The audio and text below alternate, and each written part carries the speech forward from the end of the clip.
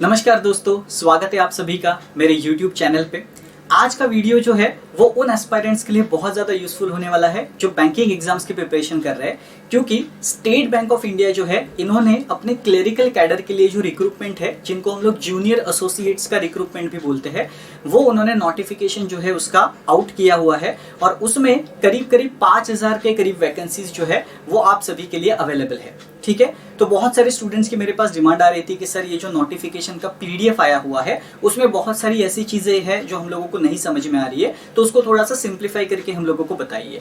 तो इस particular video में मैं आपको नोटिफिकेशन के रिलेटेड जो भी पीडीएफ आया हुआ है उस नोटिफिकेशन के रिलेटेड पूरी जानकारी जो है वो देने वाला हूँ। उसमें हम लोग ये कवर करेंगे कि वैकेंसीज कितने हैं, उसके बाद आपका जो एग्जामिनेशन है वो कौन से फेजेस में होने वाला है, एप्लीकेशन करने का प्रोसीजर क्या है, कौन से स्टूडेंट्स अप्लाई कर सकते हैं, जो फाइनल ईयर में है वो अप्लाई कर सकते हैं कि नहीं, ये सारी बातें जो है वो इन डिटेल हम लोग इस वीडियो में कवर करने वाले हैं। ठीक है, तो अभी तक अगर आपने इस चैनल को सब्सक्राइब नहीं किया है तो आप चैनल को सब्सक्राइब कर सकते हो। अगर मेरे ये वीडियोस आपको पसंद आते हैं तो डेफिनेटली आप अपने दोस्तों के साथ शेयर कर सकते हो, लाइक कर सकते हो। ठीक है, और इस वीडियो को आप एंड तक जरूर देखना, क्योंकि एंड में आपके लिए सरप्राइज है जो मैं डेफिनेटली आपको बताने जा रहा हूँ। ओके, तो एंड में डेफिनेटली मैं आपको वो बताऊंगा कि भाई क्या सरप्राइज है और किस तरीके से एसबीआई क्लर्क के प्रिपरेशन में वो आपको हेल्प करेगा, क्योंकि वो सरप्राइज उसी प्रिपरेशन के रिलेटेड है। ठीक है, तो चलिए पहले तो हम लोग स्टार्ट करते हैं कि जो नोटिफिकेशन आया हुआ है उसमें क्या क्या बातें लिखी गई है। ठीक है, सबसे पहली बात जो लिखी गई है वो है वैकेंसी के रिलेटेड। आपने थंबनेल में भी देखा होगा 5000 वैकेंसीज जो है वो टोटल मिला के जो है वो आपको वहां पे बताई गई है। अब उसमें बहुत सारे डिस्ट्रीब्यूशन दिया हुआ है स्टेट वाइज कि कितने कितने स्टेट्स वाइज सीटें हैं, तो हम लोगों को ज्यादा उससे मतलब नहीं है। हम लोगों को बस इतना याद रखना है कि टोटल 5000 वैकेंसीज है और उसमें करीब करीब जो जनरल कैटेगरी है, जो अनरिजर्व्ड कैटेगरी हम लोग बोलते हैं, उसकी करीब करीब 2000 वैकेंसीज है और बाकी के जो है वो रिजर्व कैटेगरीज के लिए एप्लीकेबल जो वैकेंसीज है वो भी उसमें है। तो टोटल मिला के 5000 वैकेंसीज जो है वो नोटिफिकेशन में लिखा हुआ है। ठीक है, तो वैकेंसी जो है वो हमारे लिए ज्यादा काम की नहीं है, बट एक अच्छी बात ये है कि लास्ट टाइम के कंपेयर में डेफिनेटली अगर हम लोग देखेंगे तो थोड़ा सा गिरावट आई है बिकॉज ऑफ दिस कोविड-19 का सिचुएशन। ओके, तो लास्ट टाइम अगर हम लोग कंपेयर करें तो 8000 वैकेंसीज थे, फिर भी इस साल डिसेंट अमाउंट ऑफ वैकेंसीज जो है वो आपको कंपीट करने के लिए दिए जा रहे हैं। तो 5000 वैकेंसीज जो है उसमें आपको कंपीट करना है। जब आप प्रीलिम्स और मेंस दोनों स्टेजेस क्लियर कर लोगे तो आपको 5000 जो वैकेंसीज है उसी में से कोई एक वैकेंसी मिलने की प्रोबेबिलिटी है। ठीक है, सेकंड हम लोग बात करने जा रहे हैं जो भी आपका एकेडमिक क्वालिफिकेशन इस एग्जाम के लिए चाहिए। अब इसमें स्टूडेंट्स का अक्सर दो ज्यादा कंफ्यूजन रहता है। पहला तो जो ऑलरेडी ग्रेजुएट हो चुके हैं उनका ये कंफ्यूजन रहता है कि क्या इसमें कुछ मार्क्स का क्राइटेरिया है कि भाई इतने इतने मार्क्स या इतने इतने परसेंटेज होनी चाहिए, और दूसरा होता है कि जो ये फाइनल ईयर में स्टूडेंट्स है क्या वो एप्लीकेबल है कि नहीं अप्लाई करने के लिए, उनका भी कंफ्यूजन रहता है। तो दोनों कंफ्यूजन मैं आपको दूर कर देता हूं। पहला जो है कंडीशन, ऐसे स्टूडेंट्स जिन्होंने ऑलरेडी अपना ग्रेजुएशन कंप्लीट कर लिया है और जिनके पास अपनी ग्रेजुएशन की डिग्री सर्टिफिकेट ऑलरेडी प्रेजेंट है, ऐसे स्टूडेंट जो है वो डायरेक्टली जाके अप्लाई कर सकते हैं। कोई भी डिसिप्लिन में आपका ग्रेजुएशन हो, चाहे आर्ट्स हो, कॉमर्स हो, इंजीनियरिंग हो, कुछ भी आपने किया हुआ हो, सिर्फ आपके पास डिग्री होनी चाहिए। उसमें मार्क्स का कोई भी क्राइटेरिया नहीं है। तो एसबीआई क्लर्क में याद रखना, परसेंटेज के रिलेटेड कोई भी क्राइटेरिया नहीं है कि इतना ही परसेंटेज आपका होना चाहिए, सिर्फ आपके पास डिग्री होनी चाहिए। परसेंटेज का कोई क्राइटेरिया नहीं है, आप डायरेक्टली जाके अप्लाई कर सकते हो। ठीक है, अब बात कर लेते हैं सेकंड कंडीशन की। ऐसे बच्चे जिनका अभी ग्रेजुएशन कंप्लीट नहीं हुआ है लेकिन वो फाइनल ईयर में है। ठीक है, तो उसमें नोटिफिकेशन में क्लियर ये लिखा गया है कि 16 अगस्त 2021 ये उन्होंने एक कट ऑफ डेट दी है। 16 अगस्त 2021 तक अगर आप अपना ग्रेजुएशन का सर्टिफिकेट जो है वो प्रोड्यूस कर सकते हो तो डेफिनेटली आप अप्लाई कर सकते हो।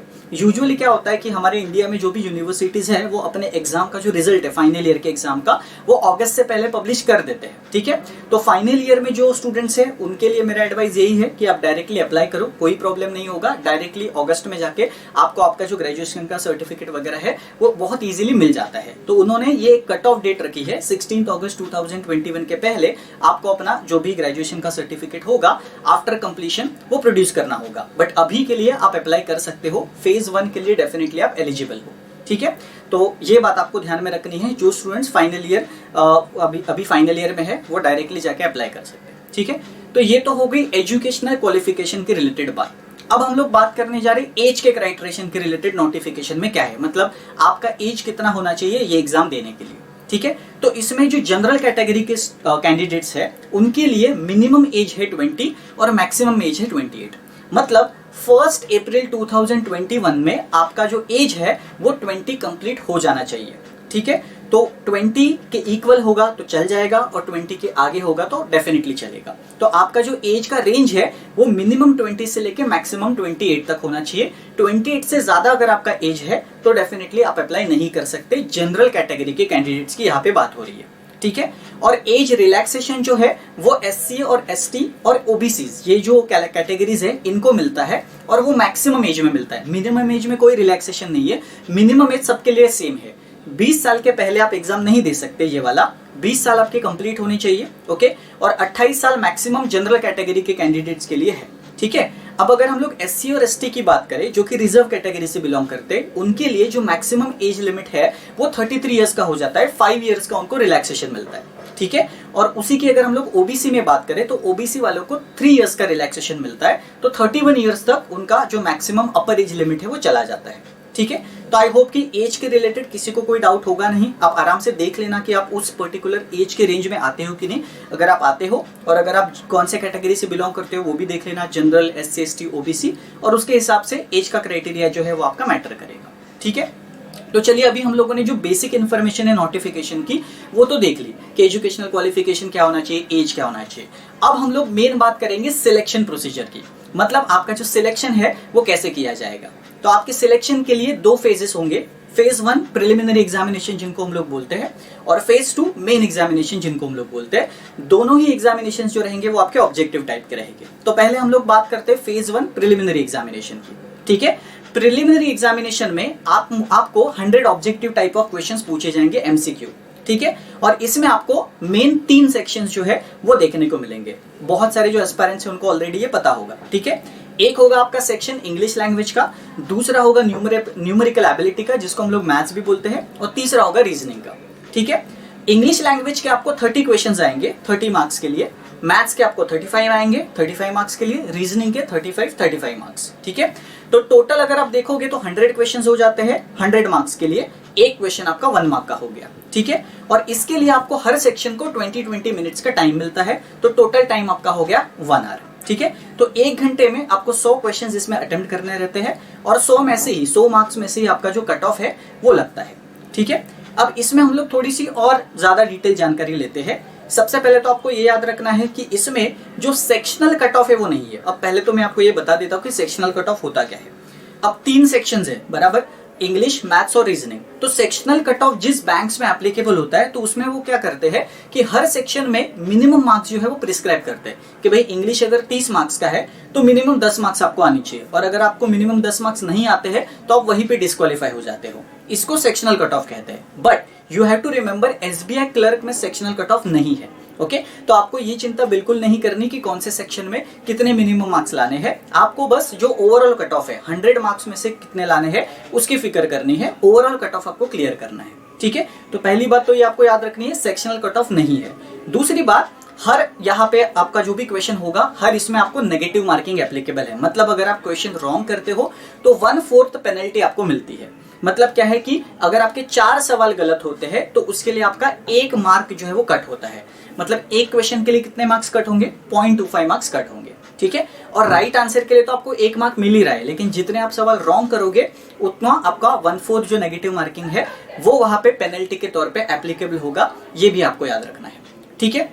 और याद रखना ये जो टाइम मैंने आपको बताया था 20 मिनट्स ईच, तो ये टाइम जो है वो कंपोजिट टाइम नहीं है। मतलब इंग्लिश के लिए अगर आपको 20 मिनट अलोकेट किए हैं तो इवन दो अगर आपका इंग्लिश का पेपर पहले हो जाता है 15 मिनट में हो जाता है तो वो जो 5 मिनट बचते हैं वो आप दूसरे सेक्शन के लिए नहीं अप्लाई कर सकते। आपको वो 20 मिनट इंग्लिश को ही देने पड़ेंगे, ये उसका मतलब होता है, ठीक है। तो 20 मिनट्स अगर हम लोग सेपरेटली बात करें तो वो सेपरेटली हर सेक्शन को एप्लीकेबल है, ठीक है। तो आई होप कि ये जो फेज 1 का सिनेरियो है ये आप सभी को क्लियर हुआ होगा। 3 सेक्शंस इसमें आएंगे डेफिनेटली, मैथ्स, रीजनिंग और इंग्लिश, और जिसमें आपको 100 क्वेश्चंस अटेम्प्ट करने हैं। 100 में से ही आपका कट ऑफ जो है वो लगने वाला है, ओके। अब इसमें कौन कौन से टॉपिक्स वगैरह होंगे उसके लिए मैं अलग से वीडियो बनाऊंगा। फिलहाल हम लोग इसमें नोटिफिकेशन को ब्रीफली डिस्कस कर रहे हैं, ठीक है। तो आई होप कि सिलेक्शन प्रोसीजर का जो पहला फेज है वो डेफिनेटली आपको क्लियर हुआ होगा, ठीक है। अब हम लोग बात करते हैं कि जब आप फेज 1 क्लियर कर लोगे तो आगे क्या होगा, ठीक है। तो आगे आपको फेज 2 देना पड़ेगा, जिसको हम लोग मेन एग्जामिनेशन भी कहते हैं, ठीक है। अब मेन एग्जामिनेशन भी आपका प्रीलिम्स के तरह ही सिलेबस होगा सेम, लेकिन इसमें एक टॉपिक जो है वो एक्स्ट्रा ऐड हो जाता है, दैट इज जनरल अवेयरनेस, या जिसको हम लोग फाइनेंशियल अवेयरनेस भी बोलते हैं, जिसमें आपको करंट अफेयर्स या बैंकिंग सिस्टम के रिलेटेड कुछ क्वेश्चंस जो है वो पूछे जाते हैं, ठीक है। और मेंस एग्जाम में रीजनिंग के साथ साथ एक छोटा सा टॉपिक ऐड हो जाता है, जिसको हम लोग कंप्यूटर एप्टीट्यूड कहते हैं, जिसमें बेसिक कंप्यूटर के हार्डवेयर सॉफ्टवेयर रिलेटेड जो स्कूल लेवल के आपके क्वेश्चंस है वो पूछे जाते हैं। बहुत ही आसान होता है, टेंशन लेने की जरूरत नहीं है, ओके। और इसमें अब मार्किंग सिस्टम कैसे होगा, कितने क्वेश्चंस आएंगे, कितने मार्क्स के लिए कितना टाइम मिलेगा, ये भी डिस्कस कर लेते हैं, ठीक है। अब इसमें अगर हम लोग जनरल या फाइनेंशियल अवेयरनेस की बात करें तो आपको 50 क्वेश्चंस पूछे जाएंगे और आपको 35 मिनट्स का टाइम दिया जाएगा, ठीक है। नेक्स्ट अगर हम लोग आएंगे तो डेफिनेटली इंग्लिश लैंग्वेज, तो इंग्लिश लैंग्वेज की अगर हम लोग बात करें तो 40 क्वेश्चंस आएंगे, टाइम सेम होगा 35 मिनट्स, ठीक है। जब हम लोग क्वांटिटेटिव एप्टीट्यूड की बात करेंगे तो उसमें आपको 50 क्वेश्चंस आएंगे, 45 मिनट्स आपको मिलेगा टाइम, ठीक है। और रीजनिंग एप्टीट्यूड की बात करेंगे तो उसमें भी आपको 50 क्वेश्चंस आएंगे और वहां पे भी टाइम आपको 45 मिनट्स मिलेगा, ठीक है। तो डेफिनेटली आपके अगर हम लोग नंबर ऑफ क्वेश्चंस गिने तो टोटल 190 क्वेश्चंस होते हैं, टोटल मार्क्स गिने तो 200 होते हैं। अब यहाँ पे मार्क्स की आप बात देखो कि जो पहले 3 सेक्शंस है उसके लिए तो 1 मार्क 1 क्वेश्चन ऐसा ही स्कीम है, लेकिन जो रीजनिंग एंड कंप्यूटर एप्टीट्यूड है उसमें 50 क्वेश्चंस के लिए 60 मार्क्स है, थोड़े से ज्यादा मार्क्स है कंप्यूटर एप्टीट्यूड और रीजनिंग के सेक्शन के लिए, क्योंकि उसमें कुछ क्वेश्चंस रीजनिंग के जो ऐसे होते हैं जिसमें आपको थोड़ा सा ज्यादा वेटेज दिया जाता है, तो 60 मार्क्स आपके उसके हो जाते हैं और इसके लिए आपके जो टोटल मार्क्स है वो 200 हो जाते हैं, ओके। और आपका जो कट ऑफ लगेगा वो आउट ऑफ 200 में से जितने मार्क्स आपको मिलते हैं वो मार्क्स आपके काउंट किए जाएंगे, ठीक है। और आप टाइम भी डेफिनेटली सम अप करके देख सकते हो, 35 एंड 45, ओके। मतलब टोटल आपका कितना हो गया, 160 मिनट्स हो गया, तो वो हो गया आपका 2 आवर एंड 40 मिनट्स, ठीक है। तो टोटल 2 आवर एंड 40 मिनट्स का कंपोजिट टाइम, सेक्शनल टाइम आपको मिलता है, कंपोजिट नहीं, मतलब यहाँ पे भी सेक्शन वाइज टाइम है, ओके। जैसे मैंने पहले कहा कि फेज 1 में भी क्या होता था, इंग्लिश को अगर आपको 20 मिनट एलोकेट किए हैं तो आपको 20 मिनट इंग्लिश को ही देने पड़ेंगे, भले आपका इंग्लिश जल्दी हो। तो इसमें भी वही है कि आपको 35 मिनट्स जीए के लिए ही देने हैं, आप वो टाइम जो है वो दूसरे सेक्शन में अप्लाई नहीं कर सकते, ठीक है। तो ये स्कीम यहाँ पे भी एप्लीकेबल होती है, ओके। और अगर थोड़ा सा डिटेल में देखें तो यहाँ पे भी नेगेटिव मार्किंग की वही बात है, 1/4 नेगेटिव मार्किंग यहाँ पे है, सेक्शनल कट ऑफ यहाँ पे एप्लीकेबल नहीं है, ओके। हाँ, अब यहाँ पे और एक बात मैं आपको बताना चाहता हूँ कि जितने भी वैकेंसीज है, 5000 वैकेंसीज है, उसके अप्रोक्सीमेटली 10 टाइम्स जो है वो आपको डेफिनेटली प्रीलिम्स को क्लियर करके वहां पे मेंस देने आपको मिलेगा। मतलब अगर 5000 वैकेंसीज है तो उसको अगर 10 गुना में कर लो तो 50,000 हो जाता है। तो इतने ज्यादा जो भी एस्पायरेंट्स अपीयर कर रहे हैं, जैसे लेट्स से कि अराउंड 2 to 3 लाख या 5 लाख स्टूडेंट्स अपीयर कर रहे हैं, तो उतने में से 50,000 अप्रोक्सीमेट स्टूडेंट जो है वो मेंस के लिए चुने जाएंगे फेज 2 के लिए, ठीक है। और फिर उस 50,000 में से आपके फाइनल 5000 वैकेंसीज जो है वो निकल के आएंगे, ठीक है। तो आई होप कि यहाँ तक जो है वो आपको समझ में आया होगा कि फेज 2 तक सिलेक्शन प्रोसीजर आपका किस तरीके का होने वाला है, ठीक है। तो यहाँ तक हम लोगों ने फेज 1 फेज 2 ये डिस्कस कर लिया है। अब आपको डाउट होगा कि सर फेज 1 क्लियर हो जाएगा, फेज 2 भी क्लियर हो जाएगा, उसके बाद क्या होगा, ठीक है। तो उसके बाद एक आपका होता है लोकल लैंग्वेज का टेस्ट, ठीक है। अब बहुत सारे स्टूडेंट इस टर्म से डरते हैं कि भाई और एक टेस्ट देना पड़ेगा, ये कुछ भी नहीं है। लोकल लैंग्वेज का टेस्ट का मतलब ये होता है कि जब आप एप्लीकेशन फॉर्म फिल करोगे तो आपको वहां पे पूछा जाएगा कि आप कौन सा लोकल लैंग्वेज प्रीफर कर रहे हो, जिस भी स्टेट में आप जिस भी स्टेट के बैंक में सर्व करने जाओगे। फॉर एग्जाम्पल अगर आप महाराष्ट्र में सर्व कर रहे हो तो आपको मराठी लैंग्वेज जो है लोकल लैंग्वेज वो प्रेफर करनी है, ठीक है। उसी तरीके से अलग अलग स्टेट्स के लिए अलग अलग लोकल लैंग्वेज का प्रेफरेंस आपको देना होगा, ठीक है। अब इसमें यह है कि अगर आपने वो लोकल लैंग्वेज जिसका प्रेफरेंस दे रहे हो, वो लोकल लैंग्वेज अगर आपने ऑलरेडी 10th या 12th लेवल पे पढ़ी हुई है या आपके सब्जेक्ट में वो इंक्लूडेड है, तो डायरेक्टली आप वो 10th या 12th का सर्टिफिकेट प्रोड्यूस कर सकते हो, उनको दिखा सकते हो, तो आपको टेस्ट देने की कोई जरूरत नहीं है। मतलब फॉर एग्जाम्पल मैंने अगर महाराष्ट्र स्टेट के लिए अप्लाई किया हुआ है, ठीक है, और मैंने अगर लोकल लैंग्वेज को मराठी जो लोकल लैंग्वेज है वो प्रेफर की है और मराठी ऑलरेडी मेरे 10th या 12th में मेरे सब्जेक्ट में इंक्लूडेड है, तो मेरे को टेस्ट देने की कोई जरूरत नहीं है, ठीक है। तो टेस्ट जो है लैंग्वेज का वो सिर्फ उन्हीं लोगों के लिए है जिन्होंने ऐसा लोकल लैंग्वेज प्रेफर किया है जो उन्होंने 10th और 12th में नहीं उनके सब्जेक्ट में इंक्लूड किया हुआ, ठीक है। और अगर लोकल लैंग्वेज टेस्ट देना भी होगा तो फिर भी वो बहुत इजी रहता है, उसमें छोटे मोटे पैराग्राफ जो है वो आपको लिखने रहते हैं और आपका जो बात करने का जो तरीका है कि आप कितने प्रोफिशिएंटली स्पीक कर सकते हो उस लैंग्वेज में, बस वो चेक किया जाता है, वो ज्यादा डिफिकल्ट नहीं रहता, ठीक है। तो ये बात होती है लोकल लैंग्वेज के टेस्ट की। ज्वाइनिंग के पहले ही आपका ये टेस्ट जो है वो लिया जाता है, ठीक है। तो आई होप कि लोकल लैंग्वेज के टेस्ट तक आपको बिल्कुल समझा होगा, ठीक है। अब थोड़ी हम लोग बात कर लेते हैं पे स्केल एंड इमोलमेंट्स की, कितने सैलरी जो है आपको मिलेगा जब आप SBI clerk as a clerical cadre में ज्वाइन करोगे, ठीक है। तो बेसिक सैलरी तो 19,900 यहाँ पे है, लेकिन आपको पता है कि सिर्फ बेसिक सैलरी आपके सैलरी में नहीं होती, जो आपको फाइनल सैलरी मिलती है उसमें अलग अलग अलाउंसेस भी इंक्लूडेड होते हैं। तो जब मैं बेसिक सैलरी में डियरनेस अलाउंस, रेंट अलाउंस, ये सारे अलाउंस अगर जोड़ता हूं, और अगर आपकी पोस्टिंग एक सिटी प्रॉपर सिटी एरिया में होती है तो अराउंड 29,000 तक आपको जो मंथली सैलरी है वो मिलती है। ये सैलरी वेरी होती है अलग अलग सिटीज के बेसिस पे, जहां पे भी आपकी पोस्टिंग होगी वहां पे, लेकिन ऑन एन एवरेज 29,000 तक आप एक्सपेक्ट कर सकते हो, ठीक है। ये तो आपकी इन हैंड सैलरी है, लेकिन इसके अलावा एज ए गवर्नमेंट एम्प्लॉय आपको बहुत सारे पर्क्स भी मिलते हैं, जैसे प्रोविडेंट फंड आपको मिलता है, उसके बाद पेंशन के लिए आपके स्कीम एप्लीकेबल होती है, उसके बाद आपके लिए मेडिकल स्कीम्स है, आपके पास लीव्स का स्कीम है, बहुत सारे स्कीम जो है, बहुत सारे जो अट्रैक्टिव ऑफर्स है वो बैंक की तरफ से आपको मिलते हैं एज ए गवर्नमेंट एम्प्लॉय, ठीक है। तो बहुत ही अच्छी खासी डिसेंट सैलरी है, उसके साथ साथ आपको पर्क्स भी बहुत अच्छी तरीके से मिल रहे हैं, ओके। तो आई होप कि सैलरी एंड इमोलमेंट्स वाला ये जो पॉइंट है वो डेफिनेटली आपको क्लियर हुआ होगा, ठीक है। उसके बाद थोड़ा सा हम लोग बात कर लेते हैं प्रोबेशन पीरियड की। मतलब जब आप सारे फेजेस को क्लियर कर लोगे, ठीक है, लोकल लैंग्वेज का टेस्ट वगैरह सब आपका क्लियर हो जाएगा, सब आपके डॉक्यूमेंट्स वेरीफाई हो जाएंगे, तब आपको डेफिनेटली ज्वाइनिंग करनी होगी जो भी ब्रांच में आपका ज्वाइनिंग हुआ है, ठीक है। वहां पे आपकी पहले ट्रेनिंग होगी 6 मंथ्स के लिए, जिसको हम लोग प्रोबेशन का पीरियड बोलते हैं। वहां पे फिर 6 मंथ्स में आपको सिखाया जाएगा कि भाई बैंकिंग में क्या क्या आपको काम करना है, आपके पोस्ट के रिलेटेड सारी जानकारी आपको वहां पे दी जाएगी। यूजुअली 6 मंथ्स में वो ट्रेनिंग खत्म हो जाता है। कभी कभी एक्स्ट्राऑर्डिनरी सर्कमस्टेंसेस में लेट्स से कि आपके सीनियर को लेट्स से कि आपका जो परफॉर्मेंस है वो पसंद नहीं आया, तो कभी कभी वो 1-2 महीने के लिए आपकी ट्रेनिंग एक्सटेंड भी कर सकता है, बट वो बहुत ही रेयर सर्कमस्टेंसेस में होता है। नॉर्मल सर्कमस्टेंसेस में 6 मंथ्स में आपकी जो पूरी ट्रेनिंग है वो कंप्लीट हो जाती है, और फिर डायरेक्टली आपका जो ज्वाइनिंग है वो वहां से स्टार्ट हो जाता है, ठीक है। तो प्रोबेशन पीरियड के लिए भी थोड़ी सी बहुत जानकारी आपको होनी चाहिए ब्रीफली, इसीलिए मैंने आपको ये पॉइंट भी बता दिया, ठीक है। अब हम लोग थोड़ा सा एप्लीकेशन फी की भी बात कर लेते हैं। जब आप अप्लाई करने जाओगे ऑनलाइन पे, तो वहां पे जो जनरल कैटेगरीज की स्टूडेंट्स है उनके लिए 750 रुपीज एप्लीकेशन फी है, और जो रिजर्व कैटेगरी से बिलोंग करते हैं SC ST person with disabilities, उनके लिए कोई भी फी नहीं है, नील है, 0 रुपीज फी है, ठीक है। तो जब आप अप्लाई करोगे तो आपको सारे ऑप्शंस जो है वो दिख जाएंगे। अगर आप रिजर्व कैटेगरी से बिलोंग करते हो तो पेमेंट का ऑप्शन आपको डेफिनेटली नहीं आएगा, वो डायरेक्टली स्किप होके आगे हो जाएगा, ठीक है। तो आई होप कि ये जो क्राइटेरिया है वो भी आपको डेफिनेटली समझ में आया होगा। एप्लीकेशन फी के बारे में भी आपको जानकारी आई होगी, ठीक है। प्रोबेशन पीरियड के बारे में हम लोग ऑलरेडी जो है वो डिस्कस कर चुके हैं, ठीक है। अभी हम लोग बात करते हैं थोड़े से इंपॉर्टेंट डेट्स की, मतलब जो ऑनलाइन एप्लीकेशन अभी ओपन हुआ है वो कहां से कहां तक है, ठीक है। तो देखो 26 अप्रैल को नोटिफिकेशन आ गया था SBI का। 27 अप्रैल से उन्होंने जो एप्लीकेशन का प्रोसेस है ऑनलाइन का वो स्टार्ट कर दिया है। 27 अप्रैल से लेके 17 मई तक आप जो है वो अप्लाई कर सकते हो। 17 मई याद रखना लास्ट डेट है, 17 मई से पहले आप अप्लाई कर लेना, ठीक है। पेमेंट वगैरह सारा कंप्लीट कर लेना और आपका जो एप्लीकेशन है तभी कंसीडर हो जाएगा, ठीक है। कभी कभी ये पोस्टपोन हो जाता है, बट फिर भी आप 17 मई से पहले ही आप क्या करना, अप्लाई करके रखना, आप क्या सेफ साइड के लिए, ठीक है।